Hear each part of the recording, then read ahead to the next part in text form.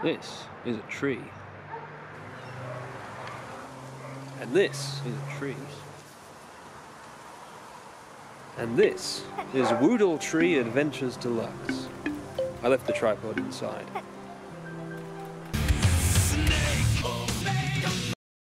This may be the first 3D platformer to feature a sentient tree stump as player character. I'm not completely sure, but I'll go out on a limb and say that it is. But how did we get here? To start from the start, Woodle Tree Adventures Deluxe was developed by Chubby Pixel, based in Milan, Italy. This game is older than I thought. Woodle Tree first sprouted up on Steam in 2014, then branched out to Nintendo Switch in 2017 and later Xbox One and PlayStation 4 in 2019. The reason I'm here is because I bought it on sale recently for 6 cents, which makes it the cheapest game I've bought since that time I bought 3 copies of City Soccer Challenge. The game looked so terrible I just had to buy 3. And they were 2 cents each, and that terrible review that you shouldn't watch I made in 2014. Totally unaware that in a few months' time, Woodle Tree would be on PC. Speaking of time, if you wait for a minute, the music ends and then restarts because there's 2 minutes of camera sequences.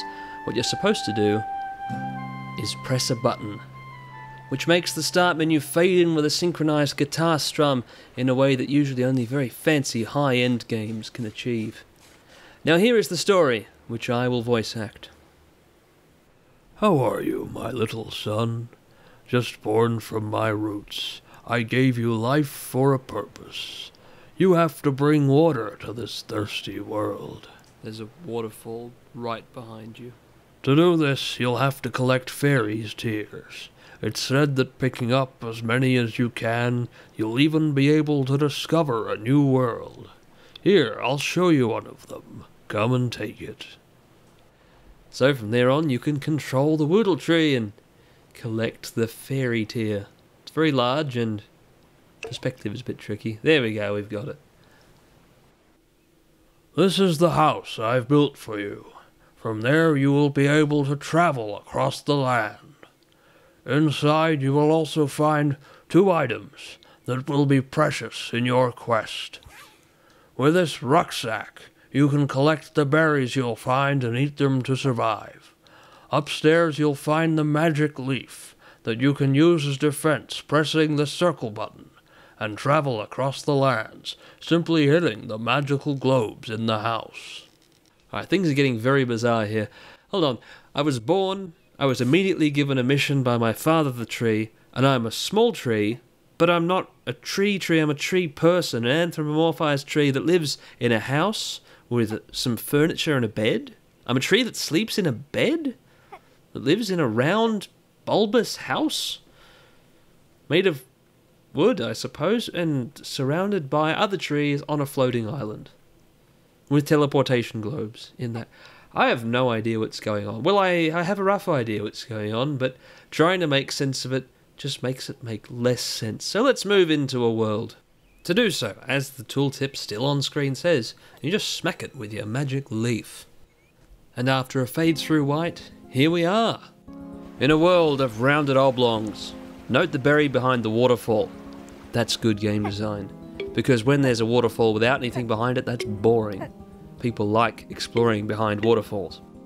Woodle Tree is a fairly standard platformer, except for all the many ways it isn't, such as the camera, which cannot be rotated left or right, but can be moved very far out or in.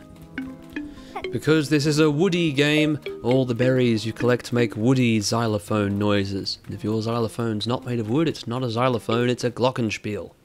When you enter a confined space, the game switches to a fixed position tracking camera, like older games, the old God of War games, Metal Gear Solid 2. It's a style that's fallen by the wayside, but besides berries and unusual cameras, what has this game got? It's got weird creatures. I suppose you could call them enemies. This long-legged folk, I hit him with a leaf. He's gone now. Was that necessary? I probably could have walked around. If you go up here on the logs, you'll see what was making that growling noise. It's something halfway between a green apple and domo. And over here we have the other stars of the game.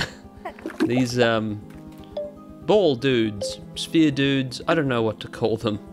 I love their design. They're just partying, chilling out, don't walk into them, or you'll be sent back to the start of a level. You don't lose anything, just a bit of time. It is very easy to get past all of these upside down ice cream cone people. And once you've found the 3 fairies tiers in the level, just walk your way up to the end of it and put them onto their little pedestals. And that's a level done. Back to the hub with 117 berries. Cortana, the Woodle Tree is trying to communicate with me. That may be a false inference, Chief. Maybe so, but maybe not. Here's another one of the game's levels. This one has more places to fall off. To make those jumps, you'll need to find the camera distance that's right for you. There are definitely wrong answers. Probably not that close. But probably not that far, but definitely not this close. This is not helpful. In the mountain, you'll meet some other dangerous creatures. I don't mean the caterpillars, those are in most levels. There are these rocky things that will charge at you, and some sort of bipedal moose jelly bean that you should just go around.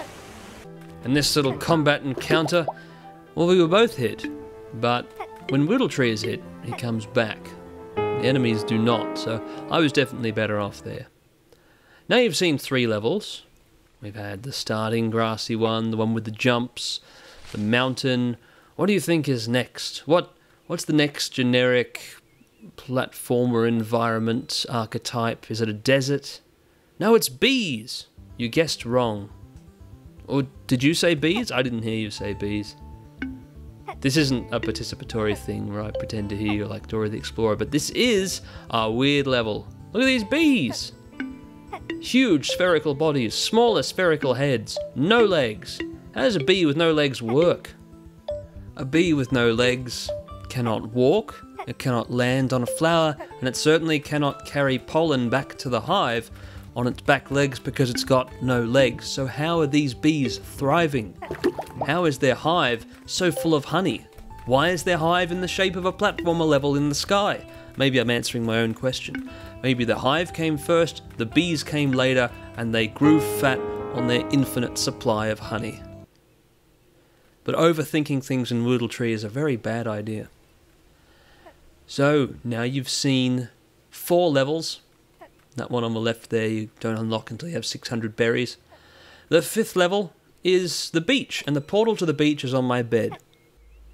There are times when having a portal directly to the beach floating above your bed would be really helpful. It would save you so much travel time, it'd be really convenient. But if it's permanent, that's going to be a huge problem, because when you try to go to sleep, you're going to have this floating portal orb above you, and you could accidentally end up on the beach, and it's very dangerous. And I hope Woodle Tree is able to shift his bed over to the other side of the room and not take the portal with him. The story of the game never addresses that point. It has no interest in addressing practicality. So this level has a big octopus waving its arms about. Definitely the largest enemy of the game, and possibly the most dangerous. Unless, of course, you walk into a crab and get massively knocked out. Of course, that's fine. It only set me back a few meters. The aim of this level is to climb up very high. Oh, but don't start climbing and forget this. You have to go all the way back down.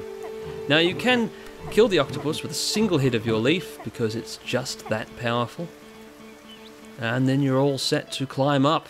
The most perilous bit of platforming in this game. Carefully now. Hey, why is Woodle Tree called Woodle? There's not that many words ending in oodle. Doodle, poodle, noodle? Is it because he's got noodle legs? I don't know. Look at these baby turtles. Or maybe you shouldn't look at them, because entering and exiting the turtle house causes a camera bug and makes it very hard to see. But if you can make your way just a little bit further, it fixes itself. And that's a relief. It's very good that this game is playable. You can't really expect a lot from a game you buy for 6 cents, but it's already exceeding expectations.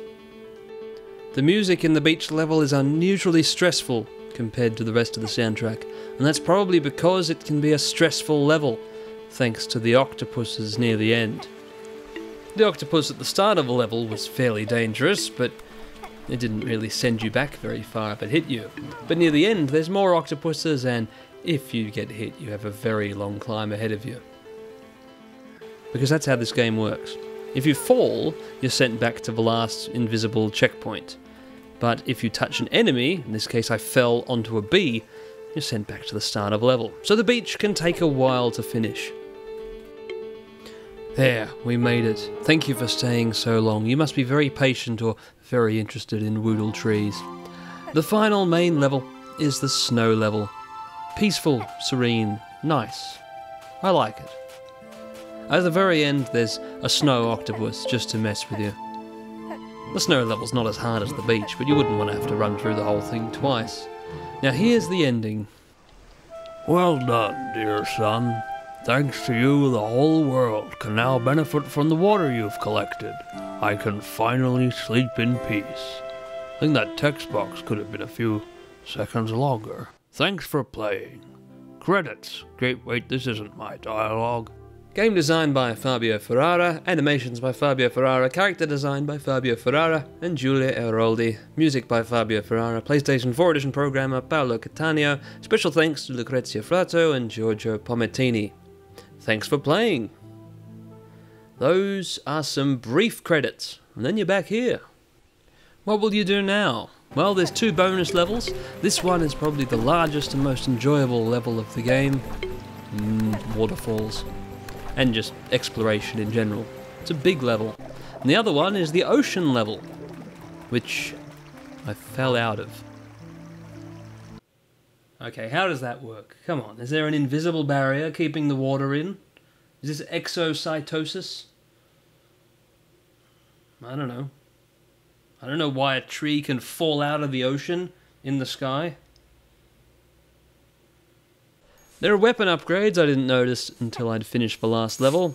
Trade your magic leaf in for a yellow, brown or white one, all of which have wind projectile attacks. Oh, and you can have a red headband to dress your Woodle Tree up like Rambo. To survive a Woodle, you gotta become Woodle. This makes you into the perfect killing machine. You can fire a wind projectile through a rock, through a sphere dude, through anything within 25 Woodles of yourself. Is that defense? Does anyone deserve that? Or am I just going on a ruthless conquest to collect fairy tears? Now I know why fairies cry. Because there can be no peace while there are greedy, war-seeking trees that already have water but want more just so they can propagate. So they invade through portals and take water by force. And not to mention collecting all the berries and spending the entire berry budget on dark magic. Now, Woodle Tree, if that is the name of the protagonist and not his father, he may not be innately evil, he was just born yesterday, but he is capable of horrible actions. He just decapitated 2 bees. Or rather, I did. I'm the player and I have agency to kill as many or as few things as I like, even the harmless caterpillars. I wouldn't want to kill those, I only did that for the recording. I'm just shocked that you can. The only creature in this game you could possibly even call an enemy is this somewhat antisocial munchkin throwing rocks. He probably needs a timeout and a conversation, and I don't think that's what the wind projectile does. When you hit these tofu block people, they say, "Why are you hitting me?" and draw a sad face. So it's not just me. The game does seem to be designed with an intent of making you question your violence. Why does Mario kill so many turtles? I don't know. Want some noodles? Noodle Woodle Tree? No, I want something from the freezer. Not a Maxibon. What's in this drawer? They're real. They're real and they're in my house. In conclusion, Woodle Tree Adventures Deluxe is a strange little game that I played for not even 3 hours, but it was definitely worth the 6 cents I spent on it. There is a sequel that appears to be a much larger, more polished game with more interesting gameplay from what I've seen of it, but I'm not sure if my favourite little sphere dude returns. This is a game with a strange camera, but I'm glad it has that so I could do this really cool shot. And I've had plenty of time to think about whether or not Woodle Tree is related to all the non-sentient trees out there, or if they're different species. I still don't have an answer. The options menu only contains delete progression. There are no other options in this game. No audio options even. The game itself is really only about 1 hour long. The rest of my time was spent collecting berries for some trophies. I didn't make 1,000 berries just by playing the 8 levels. I had to replay one. And then I had to replay a few more and enter levels and exit them a few times, just picking up the first bunch of berries, to grind out 3,000 berries while listening to music for the last trophy in this game. Achievement Hunter's Note. It's only worth 2 gold, 1 silver and 7 bronze on PS4, but 1,000 G on Xbox. Okay. Little bald dude didn't actually sneak up on me. I made him with easily acquirable craft supplies. You get a 75mm expanded polystyrene ball and 300mm pipe cleaners or chenille sticks. You only need 1. That should be enough to cut into 4 pieces for the arms and legs. Don't know what I'll do with the other 99. I would need a lot more foam balls to make an army of little sphere dudes, ball dudes, whatever they are.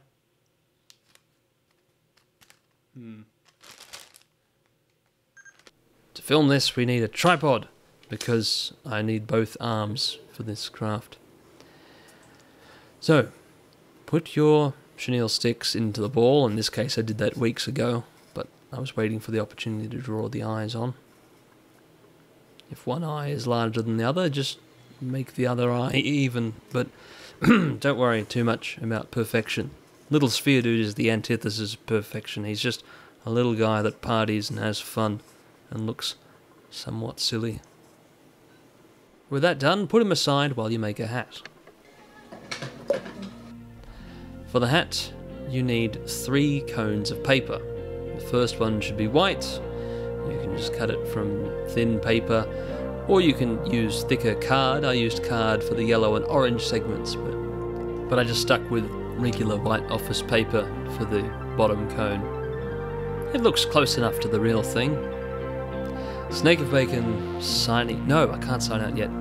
In Rambo First Blood Part 2, when John says, to survive war you gotta become war, he was wearing a black headband. But Rambo does wear a red headband occasionally. He just spends a lot more time in the movies with black headbands. Still, I think Woodle Tree's red headband was a Rambo reference.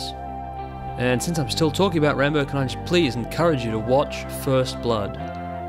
First Blood, 1982, is the first Rambo movie, confusingly followed by Rambo First Blood Part 2. Now, Rambo First Blood Part 2 is a great cheesy action movie, but First Blood is an actually fantastic action movie with a really human story. Like RoboCop from 1987, that's another fantastic film, which came out the year before Rambo 3. Rambo 3 can't hold a candle to RoboCop despite having many times the budget. They failed to make a memorable movie. Anyway, SnakeOfBacon signing out.